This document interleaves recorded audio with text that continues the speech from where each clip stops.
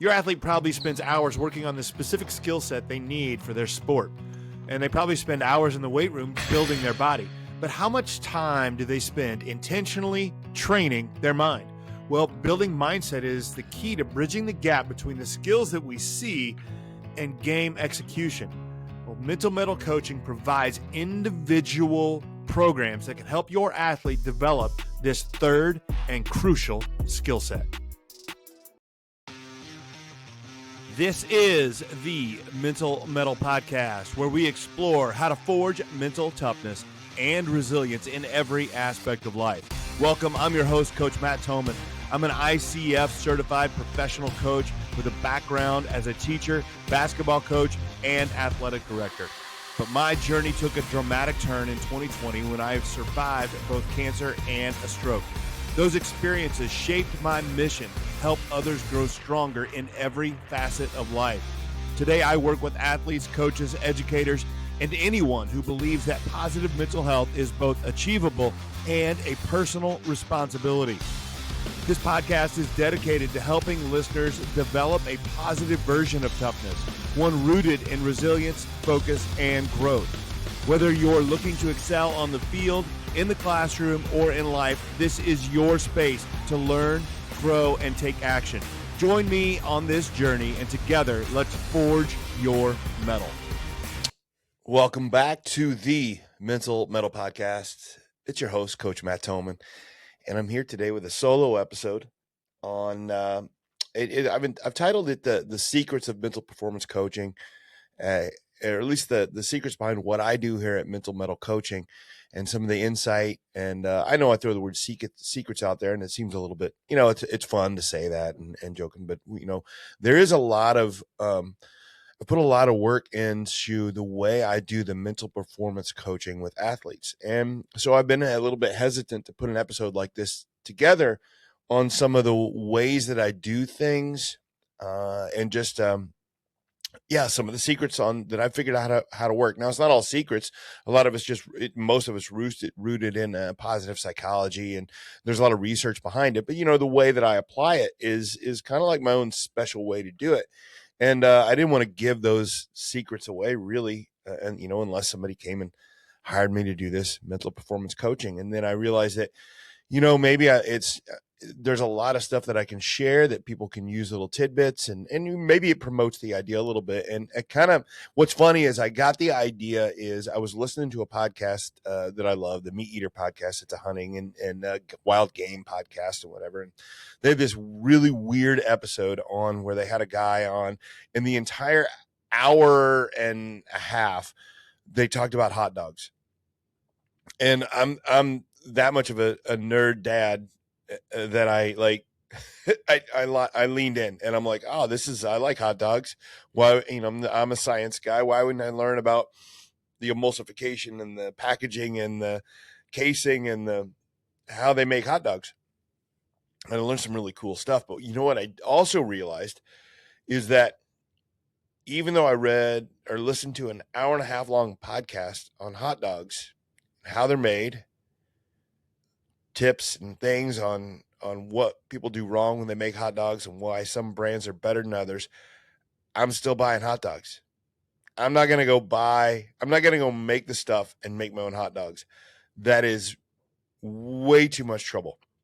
I'm not going to do it. So I kind of realized the same sort of an idea on the stuff that I do. Like, there's a lot of expertise and practice and experience that goes with this mental performance coaching that I do.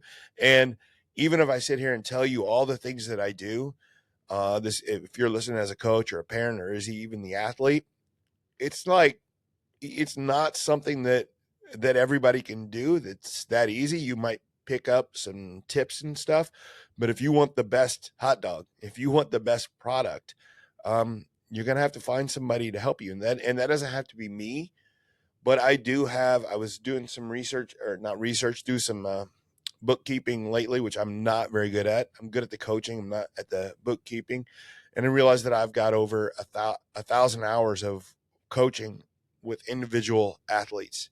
And that's a fair amount of experience. So at 500, I was able to go up a level and get more certification, which is how I became a a PCC, or professional coach with ICF, the International Coaching Federation. So, as I've gone up to 1,000 hours, it's a significant amount of hours spent doing mental performance coaching with athletes. And that's not something I should,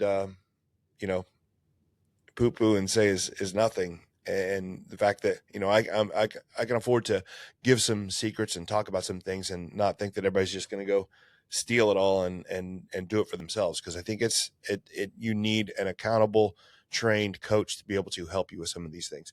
And I also thought of it because I've had a recent uptick in some clients. I don't really advertise it much anymore. I do a lot of other stuff now.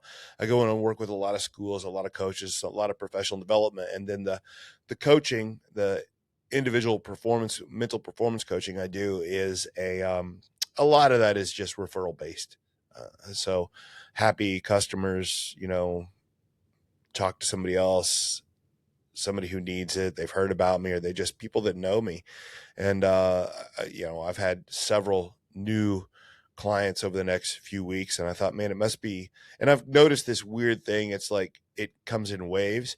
And I thought, well, it must be that kind of time or that time of year when people are thinking about it. And I think that's fair. This is spring when I'm putting this out, and it's, we're getting in May. So we're, towards the end of the school year going into summer. And I think that it's a pretty common time for me to get new clients. I think as we get transition from a lot of school sports, we're getting into the summer sports and some of the travel, some of the AAU. And with that comes a fair amount of challenging adversity, in the sense that a lot of times the competition level goes up.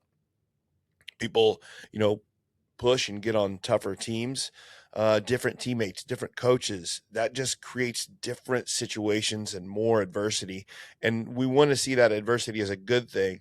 And I think that it doesn't always come that way. So as players and the parents start to struggle in different new systems and teams, they start to see that adversity, and they realize that, hey, we need a little bit of mental performance training. And so that's a lot of times when I get the calls. And also, man, don't forget the fact that summer and these AAU teams and these travel teams are a great place and a great time to develop new skills and work on new ideas and new capabilities. And that is mental as well as physical. So we shouldn't forget that. I think for the first secret or first topic I should talk about today is a little bit, if you know me at all, you've probably heard some of this story, but I think it's worth mentioning on why I do what I do. Why am I a mental performance coach? Why did I start mental mettle coaching? And I think that's important because I really enjoyed what I was doing. I used to be a teacher. I was then an administrator. I was a basketball coach. I loved all those things. It took some fairly serious health issues, and then ultimately some PTSD and some anxiety attacks that I had after a stroke for me to finally go and talk to a therapist. And I've had her on the show before, Tamara Lott, just a fantastic woman. She's a great therapist, and she really helped me when I was having these anxiety attacks after, my bout with cancer and then my stroke that left me learning how to talk and write again. And she worked in a system that I now know is a lot of positive psychology based. And she was the first one that taught me about really focusing on controllables, which sounds simple, but really helped me understand why focusing on uncontrollables is so just damaging to a lot of our thoughts and our it creates a lot of that anxiety and that worry that we have. And she's the first person that introduced me to the idea of neuroplasticity. I can still find the video that she sent me to talk about it. And it was like a light going on for me, just this idea. And she talked to me really interesting about, they had told me that it would be 12 to 18 months for me to learn how to talk and write again. And she's like, hey, this is not something you can shorten, because we're talking about creating new neurons to go around a dead spot in your brain. And that just takes time. It just takes time. So we can't circumvent that. it's going to take 12 to 18 months for you to like get the information in your brain to your speech centers and get it. And it's going to be slow, and it's just going to take time, because that's how long it takes to develop new neural pathways. But then she's the one that also told me that, hey, while we're learning how to talk again, we can reorganize your synaptic connections so that you have, when you hit these triggers that currently cause anxiety, we can change what they trigger and go to a place of more confidence and positivity.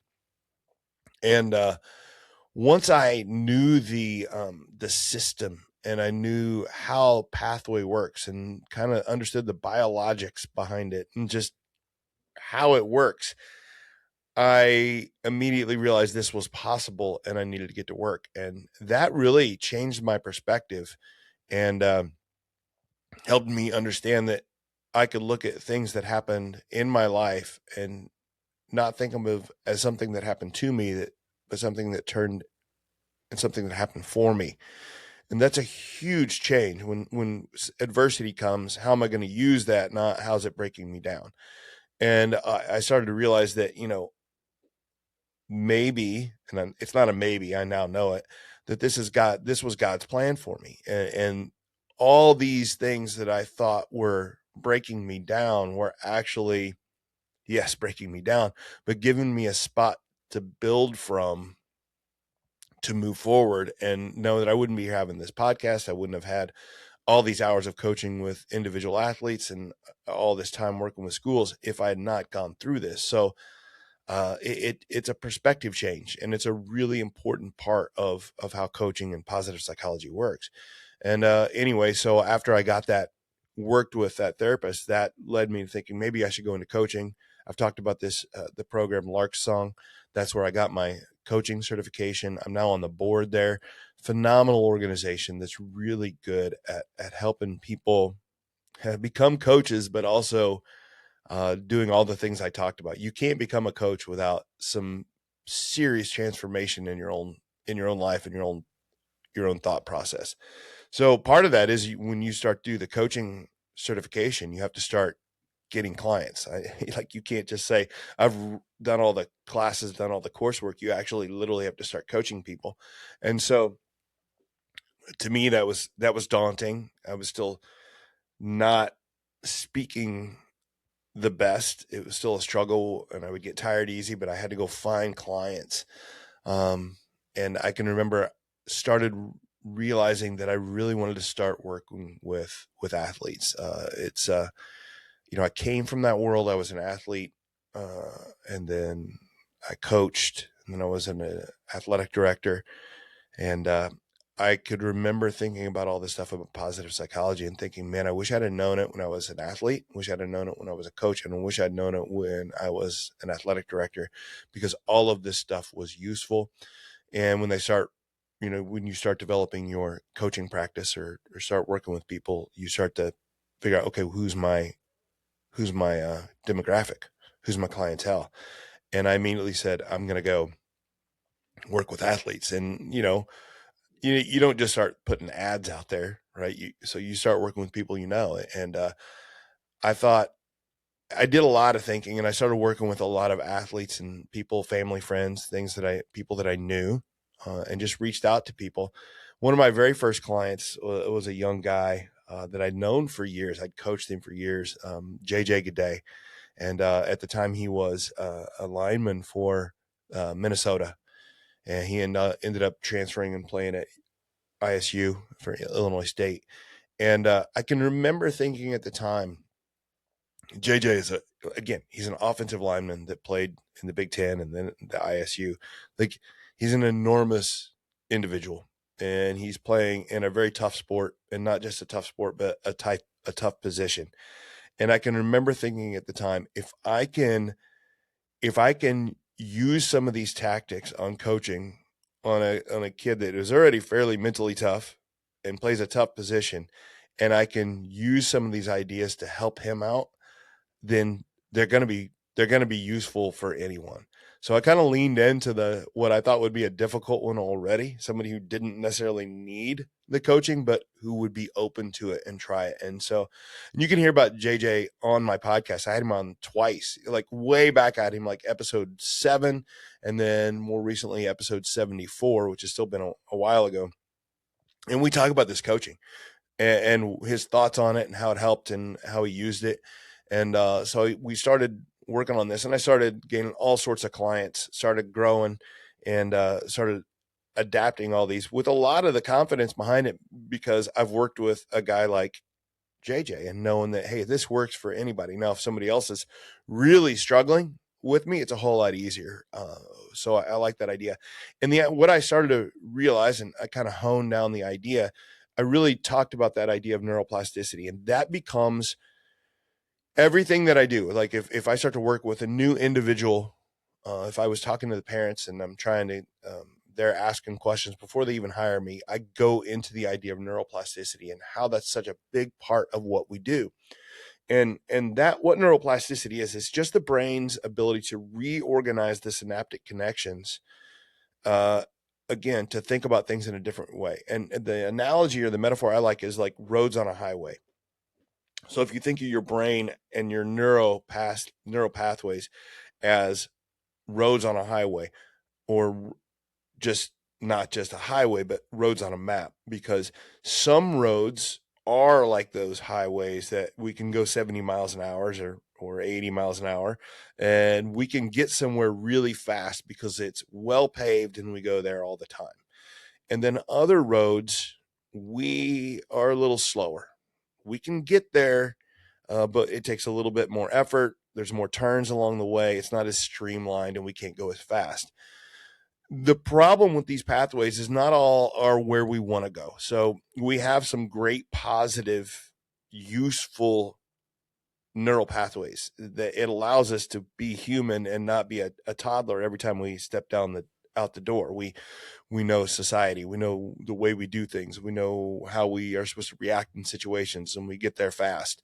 And that's just neural pathways. It's just our brains are, developing and responding to the world around us and making it more efficient. It's great, right? We don't have to learn how to tie our shoes every time we step out the door. We know how to do it. And the problem is that we have some neural pathways that become very, very well worn and well used that aren't where we want to go. And this is how we start to have these little triggers in our life. And an athlete might get these triggers, and different situations cause them anxiety, even though they don't want that. But over time, they've developed that. They've practiced it, not on purpose. And this can be, again, in response to their environment. So unfortunately, parents and coaches can develop some of these in a kid without wanting it. And that's a great segue into, my free course for parents on the Resilient Parents Playbook, on how parents can see some of these things and practice, how they speak to their athlete, their kid, in a more positive way, so that we don't unintentionally cause these negative pathways. But the idea of neuroplasticity is to choose the pathways we want to shut down and rebuild. And it was like, hey, we're going to throw up a road closed on this side and build a new one. And as you can imagine, as we start to get into the summer season, we know what road construction, it's painful when roads are shut down. It's slow. We have to see it that way and understand that we're getting there, but it's going to be slow. So there's two parts of neuroplasticity that I always focus on, and I'll tell people all this time, and that's recognition and repetition. You have to have both in order to change in something. So recognition is we have to recognize a problem or something we want to change. And the best clients that I have understand that they could be better mentally. That doesn't necessarily mean that they struggle, quote unquote, with their mentality, but there has to be some level of understanding that I'm not as good mentally as I could be. Now, that could be in a place of serious struggle. And a lot of times it is. A lot of clients come to me and be like, hey, we are at rock bottom. I had a dad call me the other day, and I knew him, and he wanted me to work with his kid, and he just said, hey, we are at rock bottom. And it's great. It's not great, but rock bottom gives us that recognition. So I would rather work with a kid who thinks they're on rock bottom, which they usually aren't, than one who is full of themselves and don't think they need to change, because I can work with the one who's on rock bottom. And it can happen from a lot of things, just struggles in the sport, changes in the team. It could, anything in the sport, anything in the adversity that's there. They just need, or it could just be that, again, that they just say, hey, I'm trying to be the best athlete that I can. I've never worked on my mentality. How can I make it better? Those are fun athletes to work with as well. What gets in the way is when we have an ego about it and we think, oh, I'm already as good as I could be. And that gets in the way of a lot of things. That gets in the way of physically, that goes in the way of us getting better at any one particular game. And it gets in the way of our progress mentally and how we could be a little bit more resilient. And if I have a client, and sometimes this happens when a parent comes to me and say, hey, I want you to work with my kid. And I will always sit down and meet face to face with the kid and make sure that they are acceptable to it. And I've had to have, difficult conversations with the parents before and say, I don't think I can work with your kid because they don't want any interest in it. They have no interest in it. And like, I could take your money, but I can tell you that we're not going to make any progress. They have to have some recognition or desire to want to get better at something. Doesn't take much. I don't need much. I just need a toehold. But if it is if it's a smooth wall and it's like nothing and I can't climb it and there's no toehold and nothing to work on, then there's not much I can do. So there's a lot of areas, as long as they have some sort of specific area that they want to work on, with something they notice that they have anxiety in different situations, or they have an undesired response to a trigger or something that happens, anything like that, we can work with, we can move forward with. Once we get that recognition, a lot of times I call it that A to B, right? We recognize where we are and we talk about where we want to be. That's where the repetition comes in. Parents, is your athlete ready for the upcoming sports season? They might have the strength, the speed, and the skills, but without confidence, they can still struggle when the game is online. Skill and strength are great, they're necessary, but they're not used to their full potential without the right mentality. Confidence is key. It's the key to unlocking that full potential. And at Mental Mettle Coaching, I offer personalized sessions designed to build the confidence your athlete needs for a successful season. My proven techniques empower them to perform under pressure, both on the field and in life. Don't let a lack of confidence hold them back. Book a free session today and discover the power of confidence. Visit the website, get started on the journey to a more confident, successful athlete with Mental Mettle Coaching. That's where the repetition comes in. This is where coaches, athletes, and parents don't do enough. So what we're fairly good at is the recognition. Coaches are really good at this. Parents are really good at this. And even the players are good at this. We recognize the struggle. We recognize, man, we're struggling. We're not doing well. Or a coach might say, hey, this kid isn't as mentally tough as he needs to be. Or the parents like, hey, I wish they would be more resilient. They're always acting this way when they lose a game. And we wish they weren't like that. And we're really good at recognizing it. And we're really good at pointing it out sometimes. As a culture, we're really good at it. And we can complain. I talk about all the time to the coaches that I work with is like, you guys all do a great job of complaining about how kids aren't very tough and what's wrong with kids these days and all these things that we say, but then we don't put any plans to change it. We can tell them to be tougher, but then we don't actually put any drills in or exercise to make them better. It would be like working with a baseball player. Let's use that sport and say, man, you cannot hit a curveball. And then your only response as a coach is you need to learn how to hit a curveball. Well, we wouldn't do that, and we wouldn't expect to have any progress. All you're doing is recognizing the problem. That's step one. Step two is to start to do the repetition on a drill. So for a baseball player that can't hit a curveball, you would get into the cage. You would have them practice keeping their weight back, and looking for this spin or just looking for something in the change in speed so they can wait for that pitch and actually practicing. And there's all sorts of drills you could do for that. We wouldn't just say, you can't hit a curveball, you need to learn how to hit a curveball, and not give them any drills. That is what we do with mentality a lot of times. You need to be tougher. You need to be more resilient. You need to have more leadership. And then we say, why aren't you doing it? And we don't do any drills. And the problem is because it's not well understood.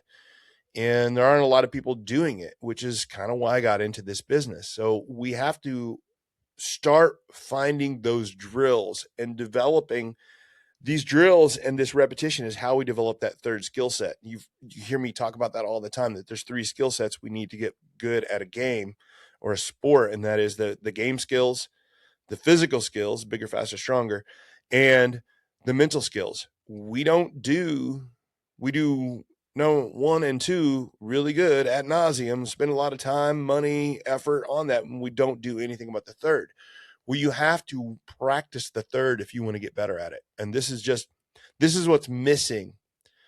Developing that third skill set through repetition is what is missing from most players and most coaches' habits and practice plans. It is just not drilled. It is not practiced. It is not drilled. It is just complained about. And that does not fix the problem. And that's where the mental performance coaching comes in.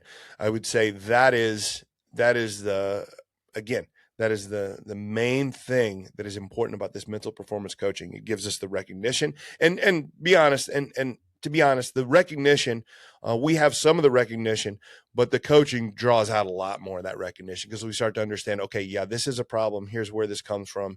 And then it gives us more of an idea on how to move forward with that repetition. So the recognition exists with most people, but we get into more detail in the coaching, but it's definitely in the repetition. How am I going to move forward with this? How am I going to practice that? So these sessions, to get a little bit of, again, how these sessions work, and because I think this is really, the process is really interesting. I do this really strange. It's not strange, but it seems odd if you haven't had any practice in coaching and learning about it. And the first thing I do is sit down with these athletes and I start working out of this idea of what I call my assumptions.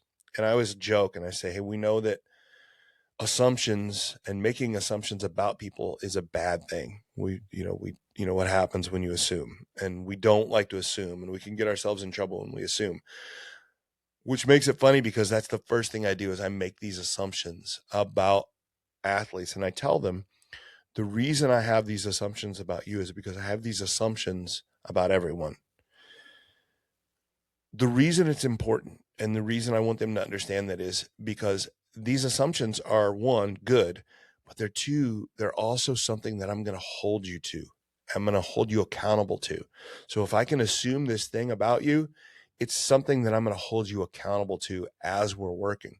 There's a number of things, but a couple of the most important ones. 1, I always tell them I'm assuming that you're creative. And creativity doesn't mean we're going to draw a lot of pictures, although we might. What it means is I'm going to expect you to think about things in a different way. Before you can ever expect to act in a different way to an uncontrollable action, you have to at least be able to be creative enough to see yourself responding in a different way to an uncontrollable action. So if you can't even creatively see yourself being resilient after a loss, there's very little chance you're ever going to become creative after a response. You have to actually see it and believe it and be creative on what that would look like and what that would feel like. Another one, I assume that they're whole. I never, this speaks to a little difference between coaching and therapy. I have no problem with therapy for different people and different reasons. Sometimes you need to go to a therapist, you need to go to a psychologist, but the mental performance coaching is a little bit different in the sense that I don't need a diagnosable condition or anything like that to work with somebody. I don't want somebody to come to me thinking, oh, there's something wrong with me. And, but that said, I like them to understand that they need to live in the place between there's nothing wrong with me. I like me. I want to be confident in me and what I am, but I also have to believe that I could be better and nobody's perfect.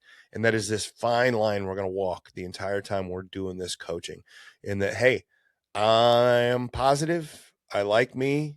I'm capable, but I could also be better. And that we constantly go in and we step on both sides of those lines as we do this, not just as athletes, but as people.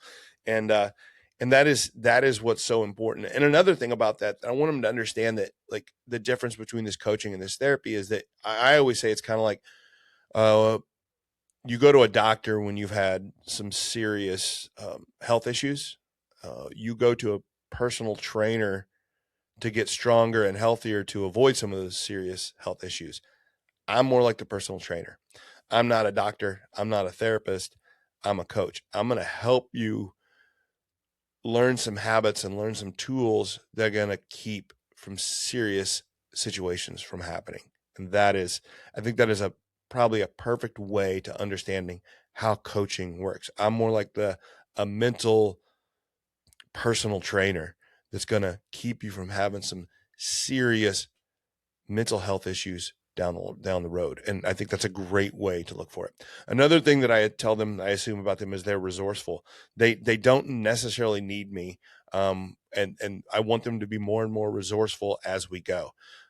As we start giving more recognition and more repetition, you're going to be able to find ways to apply this to yourself. And the last one I'll mention, there's more, but the last assumption that I always want them to understand is, I'm going to assume that you think your growth is worth the effort and worth that repetition. And I tell them that, knowing that sometimes we make a plan in a session and we have this action plan. I'm going to act differently. I'm going to journal this. I'm going to talk to somebody about this. I'm going to do this. And then 2 weeks we come back and we haven't really lived up to that bargain. And that's something that I really hold them accountable to. And I say, hey, we had this great 45-minute long session. We had a lot of recognition. We talked about what you need to do to change it.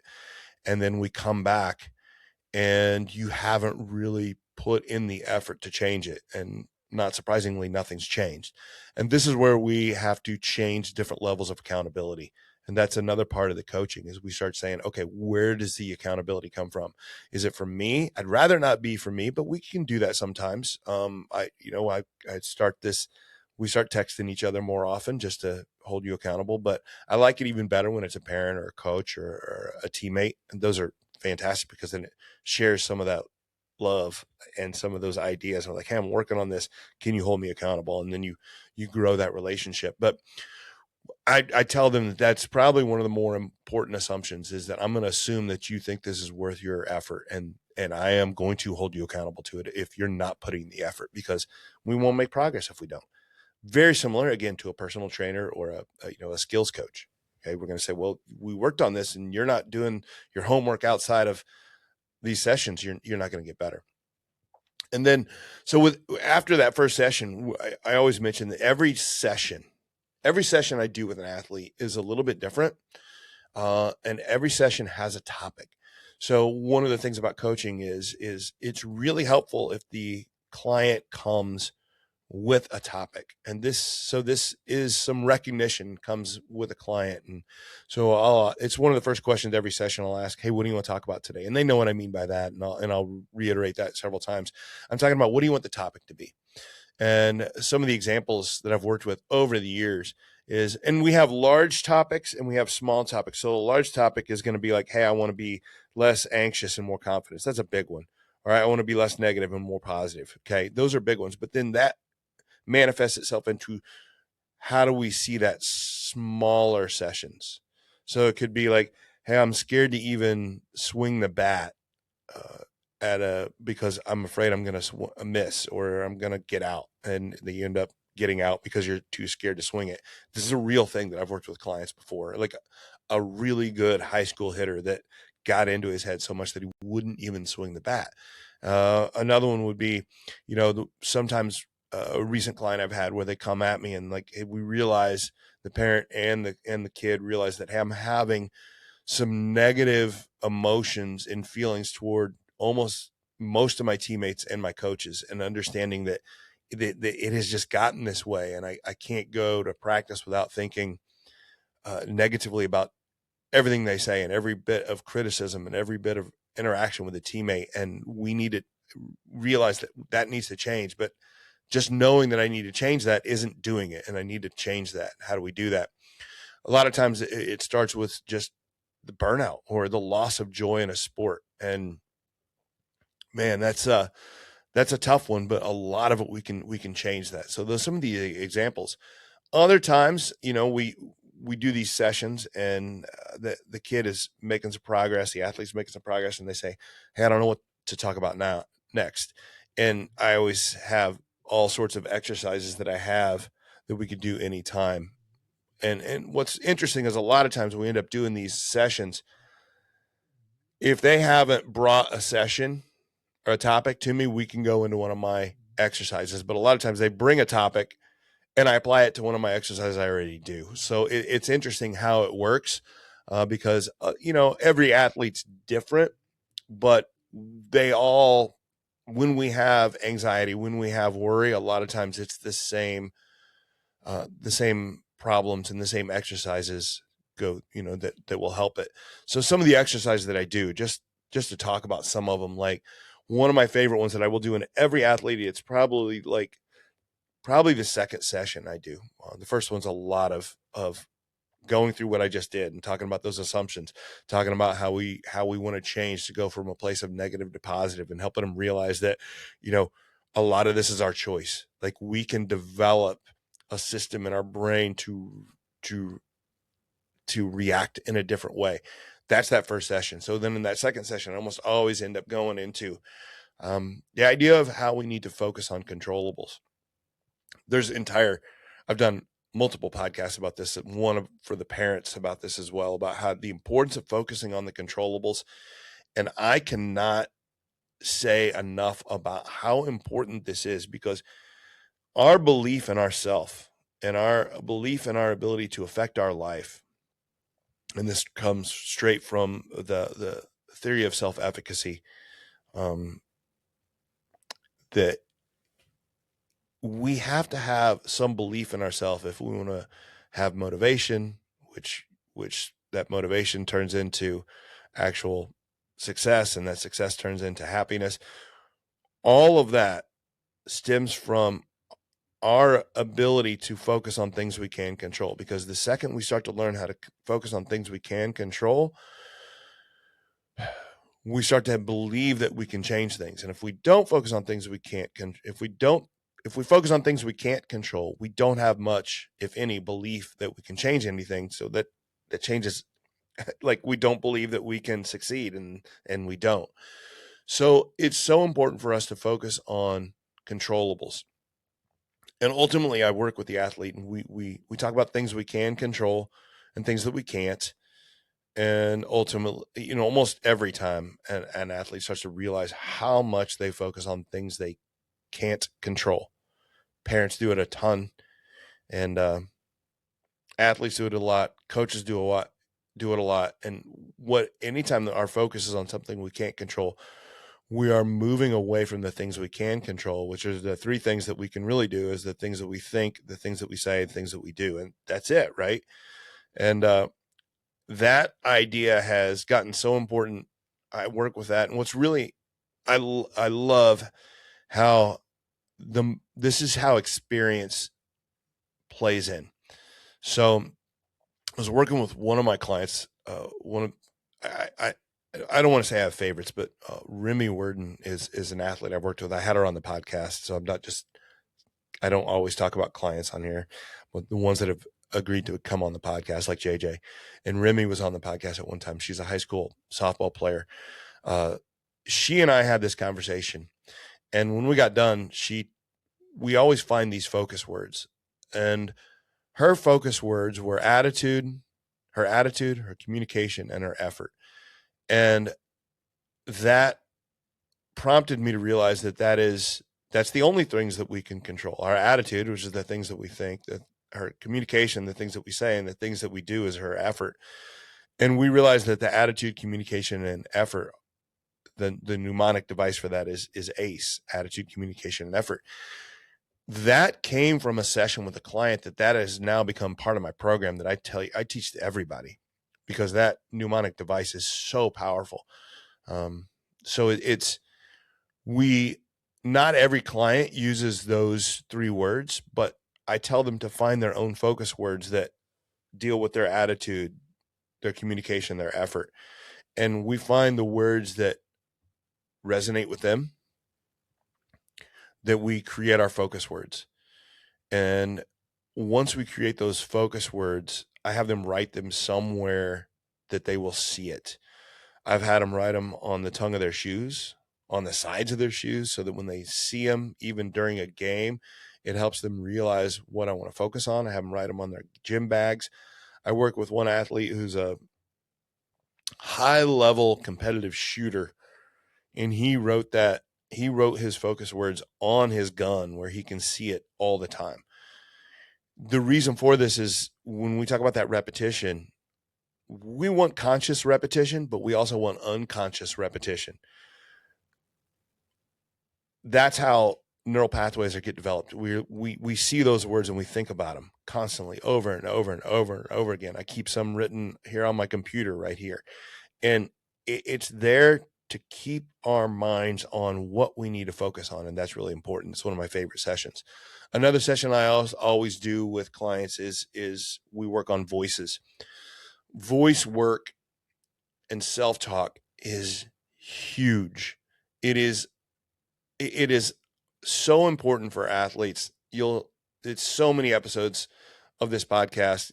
Athletes get into that, like high-level athletes. There is so much research out there. I'm thinking about a recent podcast I had with Alex Young, who's an Olympic level thrower.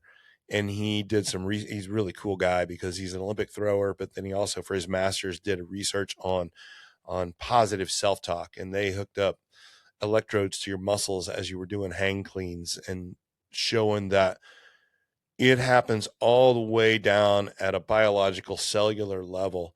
When we talk to ourselves, our muscles fire more.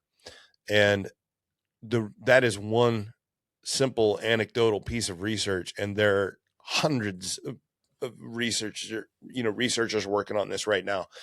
And the fact that positive self-talk and is just superior to no self-talk and far superior to negative self-talk. And the problem with that is, like, we can read that, we can say that, but most athletes come to me without any training, and you can almost guarantee that they have a very strong negative voice. Think about yourself. As you're listening here, when you think about the way you talk to yourself, it is, unless you've been trained on it, or unless you're different than most, you are much more familiar with that negative voice than you are your positive voice. That negative voice is more than happy to jump in, tear you down, beat on you, think you're terrible, say some really negative, terrible, awful things that you would never say to somebody else. It is somewhat of our default. And the first thing I have to tell the athletes and work with them and get them to recognize is that the negative voices are not okay. They're not okay. They, first of all, not effective. We think they're effective. They're effective short-term. They can have some short-term benefits, but that is vastly inferior to the amount of negative long-term effects that we're going to see.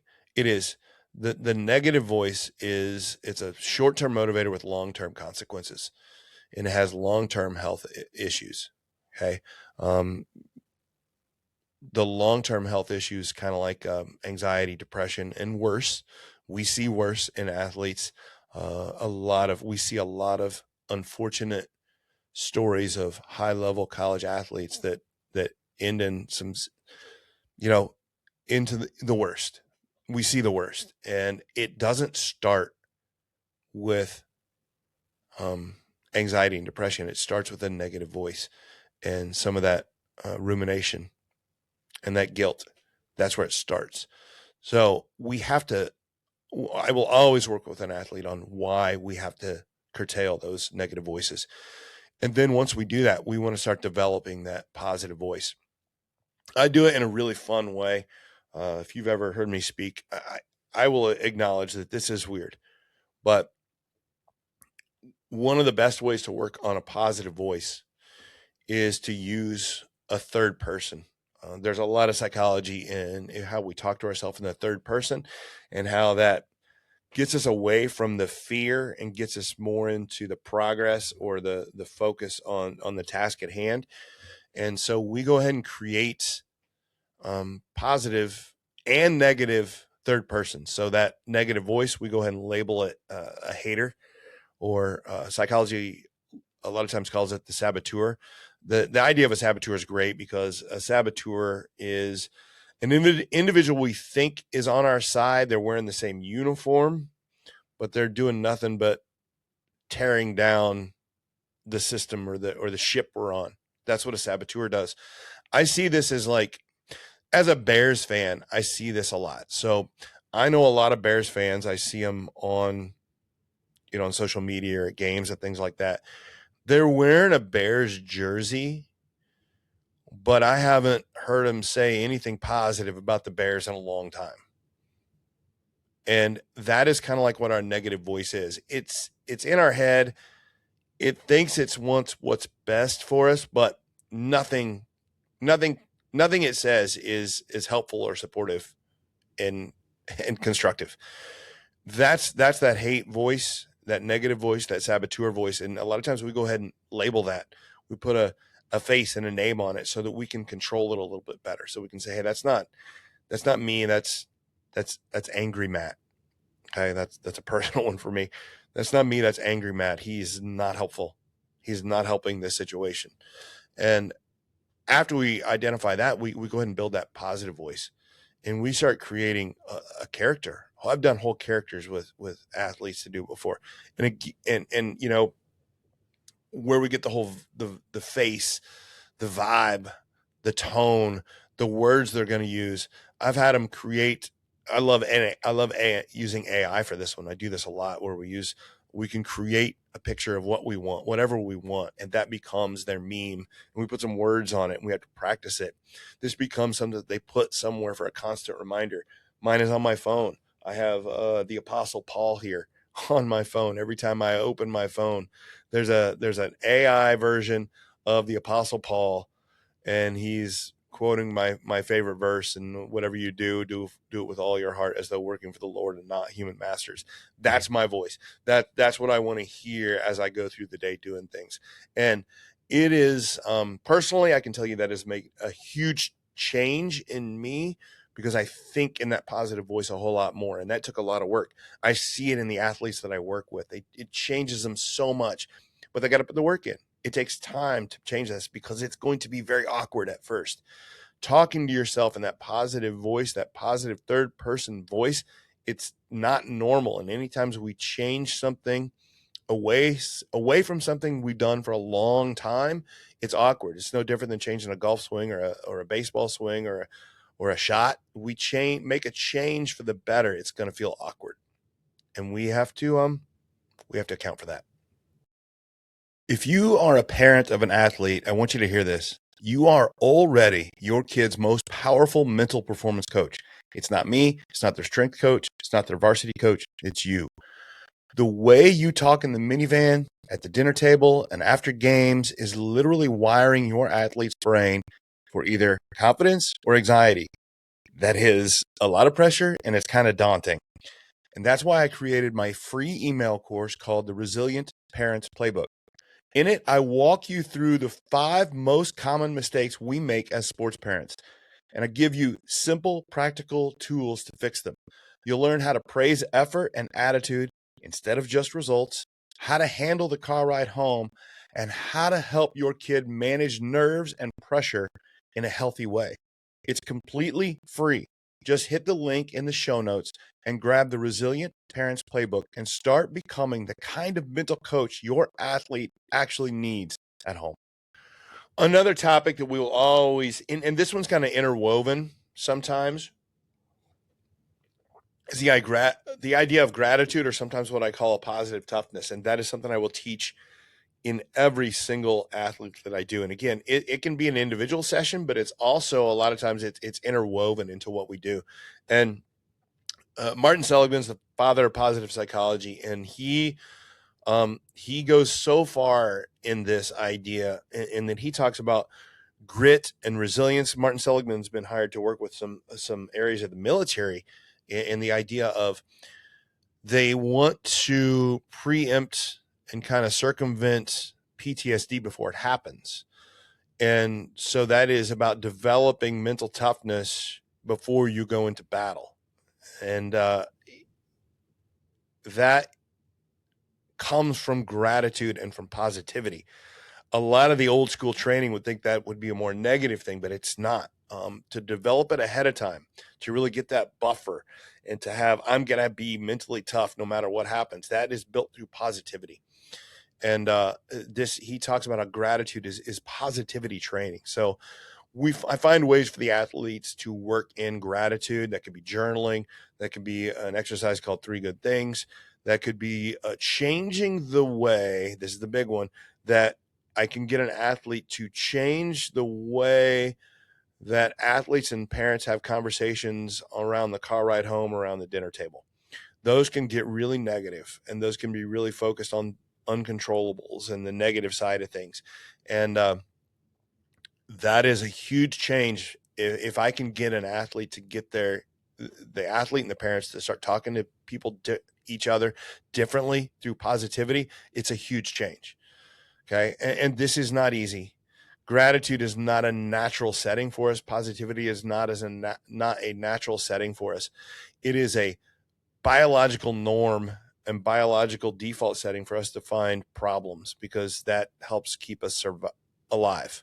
All right. So it helps us survive, to keep looking for these problems, because problems on a very basic level can kill us, can harm us. So we look for problems because that keeps us alive. So we have some of this, like, again, this negative default setting as humans that takes effort to change. Positivity is a change. So it's something I always say to people, like, whenever I start talking about this positive psychology and this positive voice and this gratitude training and this positivity training, and they think it's soft, because they like to think negatively. And my response to that usually is, you're taking the easy route. You're taking the easy way out, because negativity is easy, because that's just easy for us. Finding problems in your sport, finding problems in your day is simple, because we're really good at it. Finding positive instances and finding gratitude throughout the day, even though it's not a good game or not a good day, that takes work. That's so much harder, right? So that positivity is harder. And I commend somebody for putting the effort into becoming more positive, because it's not easy. And that's the idea that I'm working with the athletes, is knowing that this positivity is going to take some training, going to take some work, going to take some effort. Another idea that I work with them is on values. Values is a huge part of our own internal north, and understanding that. So we spend a lot of times working on a values list, just a list of values. It could be like a few of them, like accountability, fun, courage, independence, teamwork, consistency. And, there's a list, maybe like 20 I have. And we talk about the athletes of like, what is most important to you? And then once we kind of go through that list, we start to determine, okay, what's important and what's being honored. Like, this is important to you, but is it being honored in your daily routine, in the way you respond to things? And a lot of times our source of frustration and where we get stuck as an individual, and the same with athletes, is when they're misaligned. And when you recognize that this is important to me, but I'm not living in that way, that's a lot of frustration. And so a really good session with athletes, and that session can become multiple sessions, because once we've identified, 20 different values and how important it is, and then analyze, well, how am I really living up to that and making changes? That gives us a topic for us to say, that's some recognition. How do we make changes in our life to do that? It's such a powerful way to go about it. And then another one, the last one I'll mention, there's a whole lot more. A lot of times I talk to athletes about conflict and how we're going to respond to conflict. And this one's really fun because I go straight into, and this seems weird, but I'm going into some of the research from a guy, John Gottman, who does a lot of stuff with marriage counseling. And he has a really good marriage book. And one of the things that he talks about is he talks about the 4 horsemen of the end of a relationship. I apply that to teams sometimes, and the team cancers. I've done an episode on this as well, in which our response to conflict a lot of times comes out as one of 4 things: criticism, defensiveness, stonewalling, and contempt. And a lot of times it's a mix of those, or some creative blend that we do. And just having this conversation with an athlete helps them understand, okay, I can't, the other side of the drama is not my responsibility, but my response to that drama is my responsibility. And as I start to understand how they respond to conflict and adversity in relationships, they start to realize, I can change that. And you got to get your ego out of the way and realize I can't be practicing contempt and sarcasm, and I have to be careful not to be so defensive, because when I get defensive, when I get criticism, which part of being an athlete is getting that criticism and learning how to respond in a non-defensive way, is it's crucial. And what happens, why this is so important, is because it helps them understand how to become a better athlete and how to work better relationships through teams. But then that is, you want to talk about things that move on for life. Like, Gottman is writing this stuff for adults that are married and struggling. Well, why wouldn't we teach these kids these skills as they are athletes working in a team setting before it becomes an issue in their personal life down the road?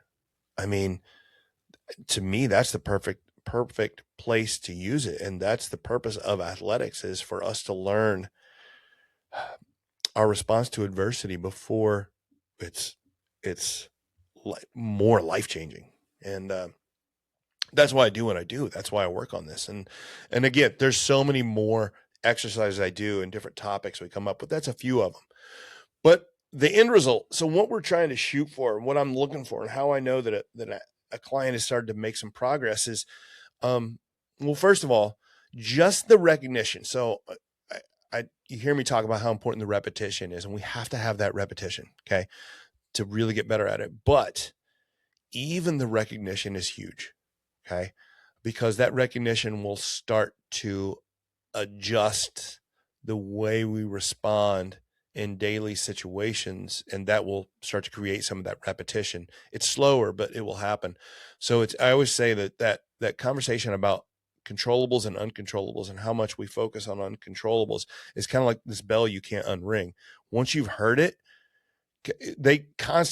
athletes are coming back to me when I ask them about how the sessions are going, where they think it's always like, hey, that session on controllables and uncontrollables, they're like, I think about it all the time. And it adjusts the way I handle myself in situations. And then once we start to work with an athlete in those sessions over time, that repetition starts to change their thoughts or their reactions to different triggers in their life. And once they have those different thoughts, it starts to change their actions. Now, it does take time. And I mentioned that, like, me learning how to speak and write again, they told me 12 to 18 months. Like, changing pathways takes time. I think that some of the things, and athletes are, the athletes I work with are mostly younger than, well, they're all younger than me, maybe not all, but most younger than me. They maybe have a little bit more of a pliable brain, like these high school, college athletes and middle school athletes.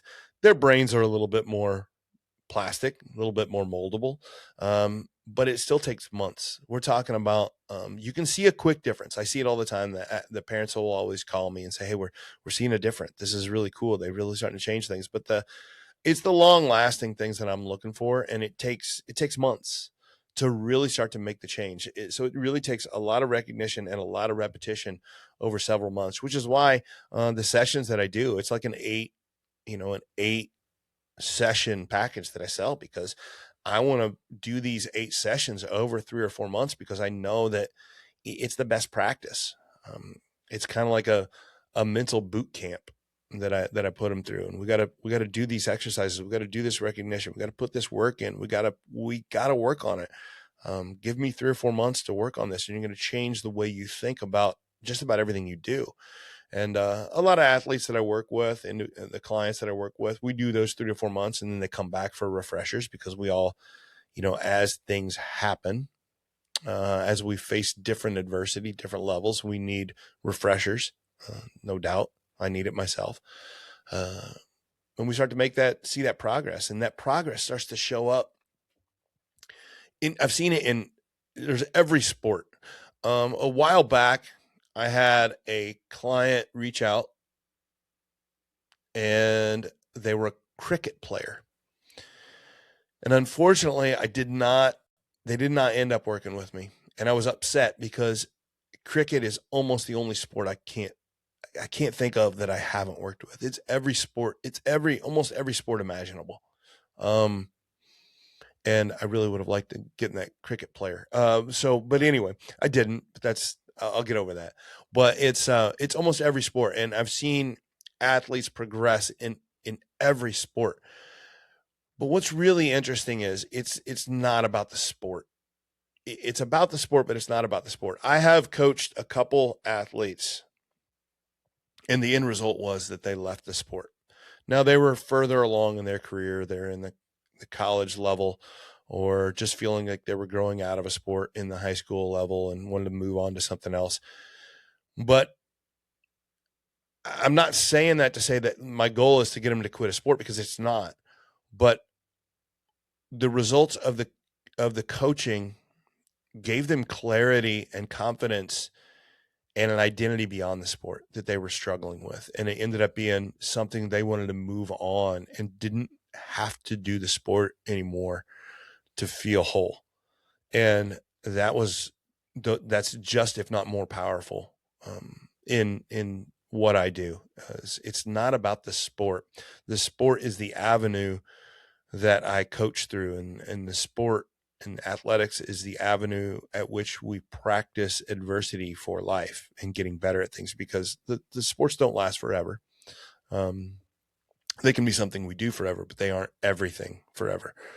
So we start to see that progress in everything, in relationships and the way they handle themselves. And when I get done with a client, and it has gone well, and it almost always goes well, because the process is just so powerful.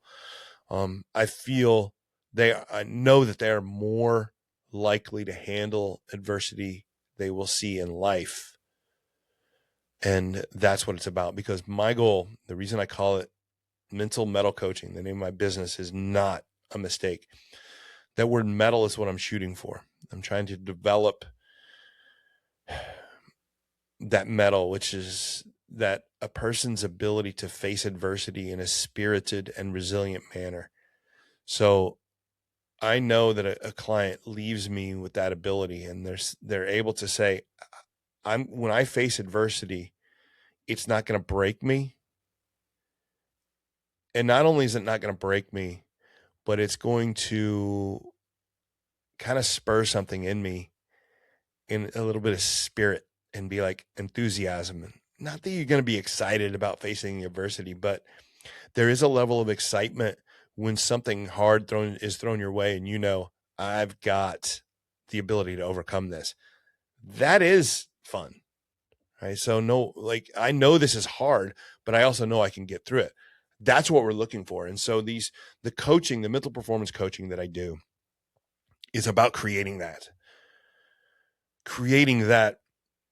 spirit, that enthusiasm, that ability to say, I can get through this. I can get over this. I can do this. I have this set of tools at my disposal to get through life. And that's why I do what I do. That's the purpose. That's why we do it. And it is, it's so much fun to do it. And if that sounds like something at all that you are interested in for you, your athlete, if you're a coach, you got some athletes you want to work with, whatever, please reach out. It is not an admission that you have a problem. It is asking for help in a skill set that you just don't have the ability to do on your own. And that is most of us, because it's not ingrained in us. It's, you wouldn't assume that you could just go learn how to do a gymnastics routine without help from somebody who knows how to do it. And it's the same way. And we go to personal trainers to learn how to lift properly, to do it the right way, to get stronger. Or, I go to jujitsu classes on purpose to work with an instructor who's a black belt, who knows what he's doing. I could read a book at home, but it just doesn't do it. So reaching out to somebody like me or a coach who has training in it to help you with that recognition, to help you with that repetition, to give you some tools, give you some exercises to get better. It's not an admission that you don't know how to do it on your own, and you have to get past that, put the ego away a little bit. And it's so useful. It's so useful. I have this long list of clients, over 1,000 hours working with clients that are just like so much better and so appreciative of it. And I've given you a little bit of insight on how it works, but I would encourage you to check it out. And if you're listening to this and you're a parent and you want a little bit more about how I operate and you're just not sure, again, that Resilient Parents Playbook is great. It's not really coaching, but it gives you some of the ideas that I'm working from, and it's going to help you understand that. So again, it's just some of these. Hopefully you got something from this, and I don't want it to be, I'd like you to take some things away, but really, I really wanted to get you some ideas, again, some of the secrets behind what I'm doing, so that you understand it, just how powerful it is, how credible it is. I mean, if this spurs a little business, that's great. If not, that's great. But I really want you to understand what I'm doing, why I'm doing it. And the last thing I'll say is, this is a deeply personal thing for me. When I talk about these tools that I have and that I use with the athletes, none of it is theoretical for me. These are not things I read in a book. These are not things that I just learned on a course or in a classroom. They're things I learned through competent instructors, but they're things that I also have to use. I had I had a lot of struggles for a while, and these were the tools that helped me with it. And so I give them with such confidence anymore, because I know how important they are. And that's what I want for you. And that's why I do what I do. So thank you so much for joining me, listening to me talk about what I do, because I appreciate it. So this has been the Mental Mettle Podcast. I'm your host, Coach Matt Thomann, and always remember to forge your metal. Thanks for listening to the Mental Mettle Podcast. Don't forget to tune in every week for more insights and strategies to help you forge mental toughness and resilience. This podcast is brought to you by Mental Mettle Coaching, where we are driven by a passion for sharing knowledge and experience that empowers others to play, live, and grow with confidence. Our mission is to instill a resilient and spirited mindset in our clients, enabling them to confidently face adversity and actively seek new challenges for personal growth. At Mental Mettle Coaching, we offer individual coaching, group coaching, and professional development for schools and businesses. Whether you're an athlete, educator, or professional, we're here to help you unlock your potential and thrive in every area of life. Until next time, keep growing, stay resilient, and always remember to forge your mettle.